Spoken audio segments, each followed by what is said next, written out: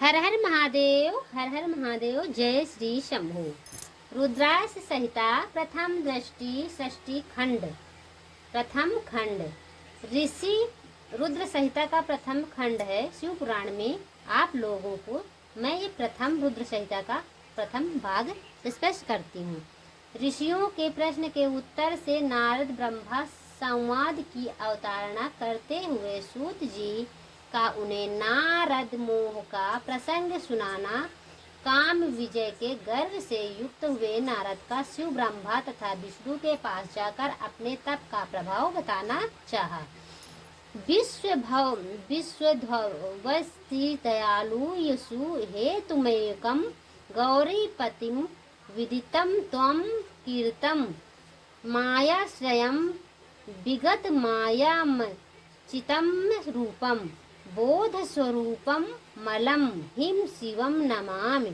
जो विश्व की उत्पत्ति, स्थित और लय आदि की एकमात्र कारण है। गौरी गिरजा कुमारी उमा के पति हैं, तोमग्गु हैं, जिनकी कीर्ति का कहीं अंत नहीं है। जो माया के आश्रम होकर भी उससे अत्यंत दूर हैं तथा जिनका स्वरूप अचिंत्य है। उन विमल बोध स्वरूप भगवान शिव को मैं प्रणाम करता हूँ।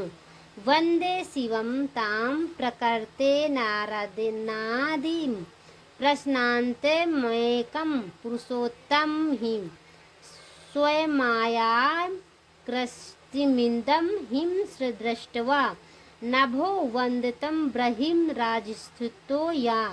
मैं स्वभाव से ही उन अनादि शांत स्वरूप एकमात्र पुरुषोत्तम शिव की वंदना करता हूँ, जो अपनी माया से इस संपूर्ण विश्व की सृष्टि करके आकाश की भांति इसके भीतर मैं 12 भी स्थित हैं। वंदे तरथम निज गुण रूपम शिवम स्वतंत्र दृष्टिमिदं विचष्टे जगति नित्यं परितो ब्रह्मांति यथ सिंधिनो चुंबकलोहवत नम। जैसे लोहा चुंबक से आकर्षित होकर उसके पास ही लटका रहता है, उसी प्रकार ये सारे जगत सदा सब योर जिसके आसपास ही भ्रमण करते हैं, जिन्होंने आप अपने से ही इस प्रपंच को रचने की विधि बताई थी, जो सबके भीतर अंतर्यामी रूप से विराजमान है तथा जिनका अपना स्वरूप अत्यंत गूढ़ है, उसका उन भगवान शिव की मैं सादर वंदना करता हूँ। व्यास जी कहते हैं, जगत के पिता भगवान शिव, जगत माता कल्याणमयी पार्वती तथा उनके पुत्र गणेश जी का नमस्कार करके हम इस पुराण का वर्णन करते हैं। एक समय की बात है, नैमिषारण्य में निवास करने वाले शौनक आदि सभी मुनियों के उत्तम भक्ति भाव साथ सूत जी पूछा। ऋषि बोले, महाभाग सूत जी, विद्योश्वर संहिता की जो साध्य साधन खंड नाम वाली शुभ एवं उत्तम कथा है, उसे हम लोगों ने सुन लिया है। उसका आदि भाग बहुत ही रमणीय है तथा वह शिव भक्तों पर भगवान शिव का वात्सल्य स्नेह प्रकट करने वाली है। विद्वान, वह आप भगवान शिव के परम उत्तर स्वरूप का वर्णन कीजिए, साथ ही शिव और पार्वती के दिव्य चरित्रों का पूर्ण रूप से श्रवण करिए। हम पूछते हैं, निर्गुण महेश्वर लोक में सद्गुण रूप कैसे धारण करते हुए हम सब लोग विचार करने पर शिव के तत्व को नहीं समझ पाते हैं। दृष्टि के पहले भगवान शिव किस प्रकार अपने स्वरूप स्थित होते हैं, फिर सृष्टि के मध्यकाल में भगवान किस तरह क्रीड़ा करते हैं हुए सम्यक व्यवहार बर्ताव करते हैं, और सृष्टि कल्प का अंत होने पर वे महेश्वर किस रूप से स्थित रहते हैं। लोक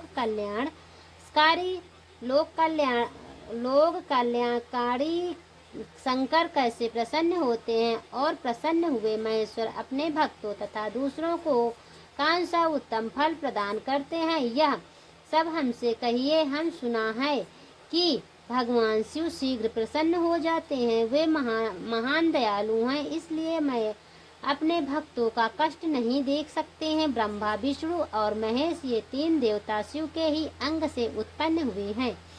उनके प्रकट की कथा तथा उनके विशेष चरित्रों का वर्णन कीजिए। प्रभु, आप उमा के आविर्भाव और विवाह की भी कथा कहिए। विशेषता है उनके गर्भ स्थ धर्म का और अन्य लीलाओं का भी वर्णन कीजिए। निष्पाप सूत जी, हमारे प्रश्न के उत्तम आपको ये सब तथा दूसरी बातें भी अवश्य कहनी चाहिए। सूत जी कहा, मुनिवर, आप लोगों ने बड़ी उत्तम बात पूछी है। भगवान सदाशिव कथा में आप लोगों की आंतरिक निष्ठा हुई है, इसके लिए आप धन्यवाद पात्र हैं। ब्राह्मणों, भगवान शंकर का गुणवाद, सात्विक, राजस और तामस तीनों ही प्राकृतिक के मनुष्यों को सदा आनंद प्रदान करने वाले हैं। पर पशुओं की हिंसा करने वाले कसाईयों सिवा दूसरा कौन पुरुष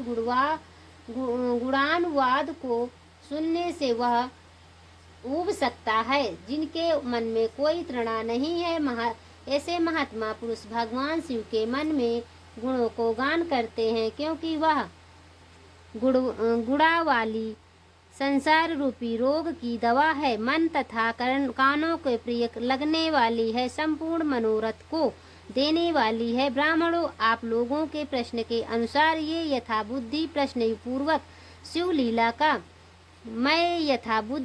पूर्वक शिव लीला वर्णन करता हूँ। आप आदर पूर्वक सुने। जैसे आप लोग पूछ रहे हैं, उसी प्रकार देव ऋषि नारद जी ने शिव रूपी भगवान विष्णु के प्रेरित होकर अपने पिता से पूछा था। आपने पुत्र नारद का प्रश्न सुनकर शिव भक्त ब्रह्मा जी विचार प्रसन्न हो गए। वे उन मुनि शिरोमणि की हर्ष प्रदान करते हुए प्रेम पूर्वक भगवान शिव को यश का गान करने लगे। यहीं से कथा का समाप्त करती हूँ। अगर वीडियो अच्छा लगे तो लाइक, सब्सक्राइब और कमेंट में जरूर जय श्री शंभू लिखें। हर हर महादेव। जय शिव शंभू। हर हर महादेव।